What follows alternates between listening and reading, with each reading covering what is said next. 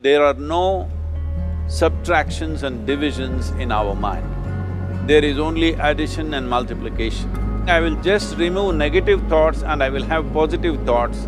All the best, it's not going to work. It's just that you need to pay little attention as to how it functions. You will see there is a distinction between what is you and what you have gathered.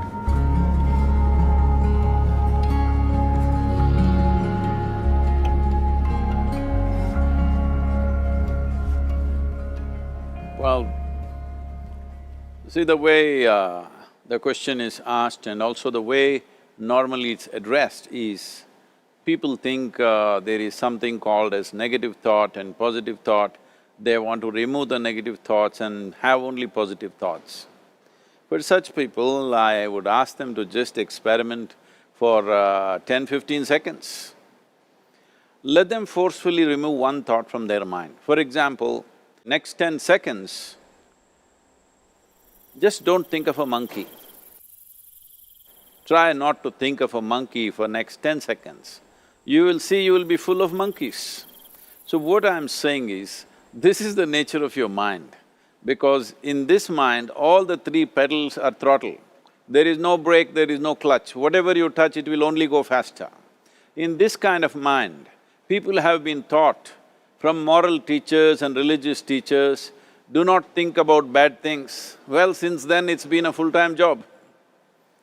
So there is no way you can handle the mind like this. This doesn't need any great enlightenment.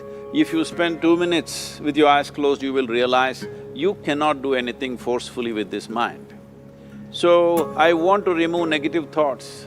Do not ever go in this direction, because what you want to remove will become your quality. Always you will be on it. So what should I do?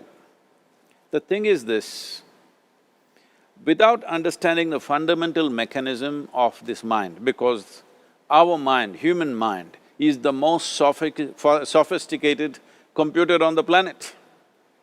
Even all the supercomputers have come out of this. When this is the case, is it not important that we understand the mechanics of how it functions? One simplistic aspect of how it functions is, there are no subtractions and divisions in our mind. There is only addition and multiplication. If you try to do something with it, it will say one more. If you try hard, it will multiply into many more. In this mind, you don't try to identify what is positive, what is negative and try to remove it. First of all, one needs to understand, this mind of yours, this body of yours is supposed to serve you. The life that you are is important. Body and mind are vehicles that must serve us. If you sit in a vehicle, it must go where you want to go. If it goes to its own destination, what is the point of such a vehicle? It's just a nuisance. Right now, most human beings are unfortunately experiencing this fantastic possibility of human mind as a nuisance, as a troublesome thing. Well, this is the most beautiful thing you have. It's just that you need to pay little attention as to how it functions. One simple thing is this. First and foremost process is, that's why we put out this process called Isha Kriya. This is to distance yourself from your physiological and psychological process.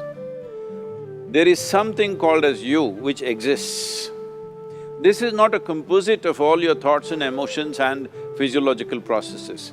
Beyond that, there is you. If you close your eyes, even if you cannot see anything, you're still there. It is through the window of your eyes that you're looking out, but if you close your eyes, it doesn't mean that you don't exist, you still exist. So beyond your thought, you still exist, beyond your emotion, you still exist. So that you, the life that you are, this has to come into your experience. Why is it that you're not allowing that to come into your experience, which is the most significant aspect of who you are? Who you are right now, the most significant aspect is, you and me are alive right now, this is it. What I'm thinking, what you're thinking is not the important thing. We are alive right now, that is the important thing.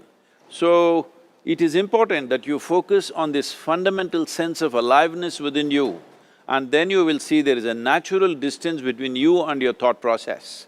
Once there is a distance between your psychological process and your physiological process, this is the end of suffering. Because there are only two kinds of suffering that human beings go through, physical suffering and mental suffering.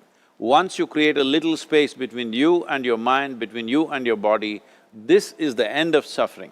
This is something every human being has to experience and know, otherwise thinking I will just remove negative thoughts and I will have positive thoughts, all the best, it's not going to work 100%, it's not going to work because nobody can remove it, they can avoid it for some time. So when negative thoughts come, you say Ram Ram, Shiva Shiva, whatever you want, but this is just avoiding, it's not gone. The moment you stop that, it will pop back with great force, otherwise it'll come back in your dreams. So it's very important, first of all you need to understand your anger, your resentment, your fear, your anxieties, the negativity that you generate. Generally resentment, anger, it is always directed towards somebody. But we need to understand this is poisons that we are drinking and expecting somebody else to die. Fortunately, life doesn't work like that. If I drink poison, I die. If I drink poison, you don't die. So, we need to understand this. When I say poison, today you can have yourself chemically analyzed. Right now, what is your blood work, what it says? 5 minutes of intense anger, check your blood work and see, there will be lots of negative elements in it, literally you're poisoning yourself. So, do you want to poison yourself? Definitely not. Now the very question is coming from certain helplessness, what shall I do? Don't do anything, just sit back and just concern yourself with something which is a life process. Maybe your heartbeat, maybe your breath, maybe just a sensation of being alive. Depending upon how sensitive or how perceptive you are, accordingly, find something. It could be a sensation in the body, it could be breath, it could be heartbeat, it could be anything, something which indicates life to you. Just pay attention to that for some time. Slowly you will see there is a distinction between what is you and what you have gathered, which includes both your physiological and psychological possibility or mess, whatever you made out of it.